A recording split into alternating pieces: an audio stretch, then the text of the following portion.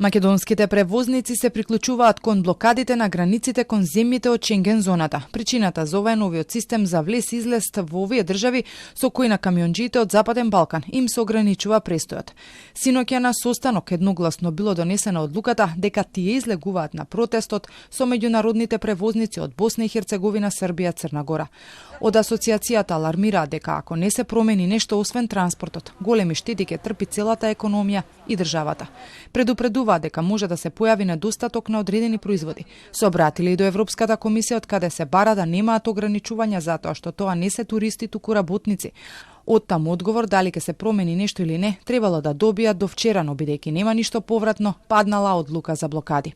Што значи дека на овој начин ќе дојде до застој на испорака на репроматеријали, на овие трговски производи за широка потрошувачка. Верувам дека одредени фирми ќе бараат странски превозници, али сега веќе не можат да бараат ни од Србија, ни од Босна, ни од Црна Гора, него ќе мора од Европска унија, од државите. Огромен е трошокот, како прво, а како второ и не ни сакаат да доваѓаат навака, затоа што треба да се чека на граничните премини. И од бизнис секторот се сериозно загрижени за ограничувањата. Тоа сето ги зголемува дополнително трошоците, оперативните трошоци на работење на транспортните компании директно, индиректно и нам, индиректно и на целокупната економија.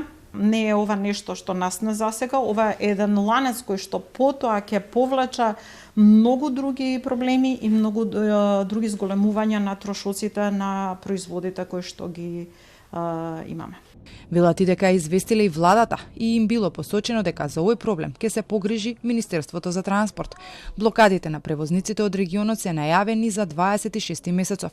Во земјава има вкупно 2700 превозници за меѓународен транспорт.